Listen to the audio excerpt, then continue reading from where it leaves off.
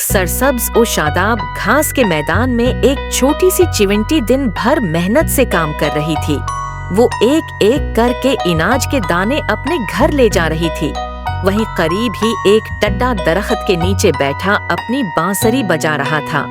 अरे चिवंटी, इतनी मेहनत क्यों कर रही हो? टड्डे ने पूछा।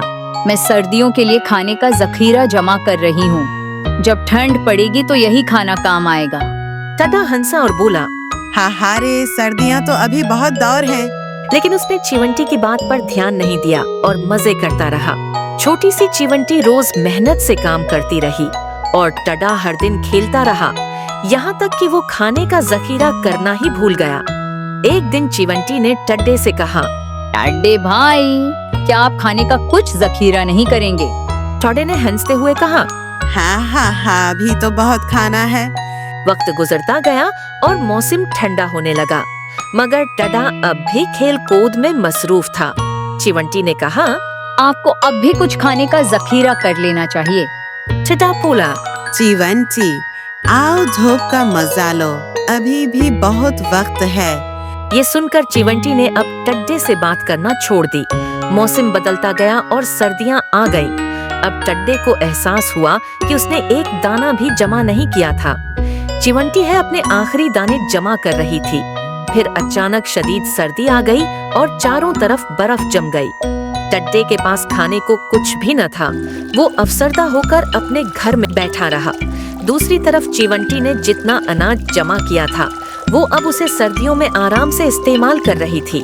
वो खूब सेर होकर खा रही थी। बाहर टड्डा सर्दी से कांप रहा था और भूखा भी था। उसने अपने तमाम दोस्तों के दरवाजे खटखटाए, मगर किसी ने दरवाजा नहीं खोला। आखिरकार वो प्यारी छोटी चिवंटी के पास मदद मांगने गया। प्यारे चिवंटी, बराही करम मेरी मदद करो, टड्डे ने कहा। चिवंटी ने कहा, टड्डे भाई, जब मैं मेहनत कर रही थी तब तुम खेल रहे थे। अब मेरे पास सिर्फ अपने लिए खाना है, लेकिन मैं बेरहम नहीं हूँ। आओ खाना खा लो। इस बार मैं तुम्हारी मदद कर देती हूँ, लेकिन आइंदा तुम्हें खुद खाने का बंदोबस्त करना होगा। टड्डा बोला, शुक्रिया प्यारी चिवंटी, अगर तुम न होते तो इस सर्दी में मैं भूखा ही मर जाता। टड्डे को अब समझ आ गया था कि उसे भी मेहनत करनी चाहिए थी, और यूं टड्डे ने एक अहम सबक सीखा। मेहनत आज करो ताकि कल सुकून से जी सको। एक दफा का जिक्र है कि एक छोटे से जंगल में एक चालाक काकरोच रहता था। इसका नाम कुक्कू था। कुक्कू अपनी जहानत और चालाकी की वजह से पूरे जंगल में मशहूर था। वो हमेशा खतरे से बचने के लिए नए नए तरीके सोचता था। एक दिन जंगल में एक भूखा मेंढक आया। वो कुक्कू को देखकर खुश हुआ और सोचा कि आज उसका मजेदार खाना तैयार है।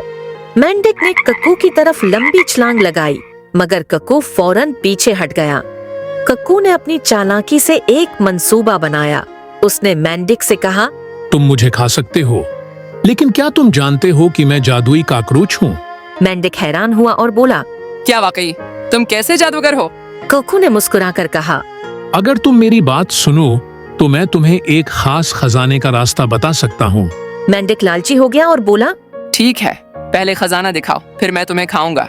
कुक्कू ने मेंढक को एक झील की तरफ ले जाकर कहा, उस झील के अंदर वो खजाना है, लेकिन उस तक पहुँचने के लिए तुम्हें पानी में छलांग लगानी होगी। मेंढक ने बगैर सोचे समझे पानी में छलांग लगा दी। जैसे ही मेंढक झील में कूदा, वहाँ मौजूद बड़ी मछलियों ने उसे देख लिया और उसकी तरफ बढ़ने लगे। मेंढक ने घबराकर बाहर निकलने की कोशिश की, मगर तब तक देर हो चुकी थी। कुक्कू ने अपनी चालाकी से न सिर्फ अपनी जान बचाई, बल्कि मेंढक से भी निजात पाली। जंगल के दूसरे जानवरों ने इसकी होशियारी की तारीफ की और कुक्कू एक हीरो बन गया।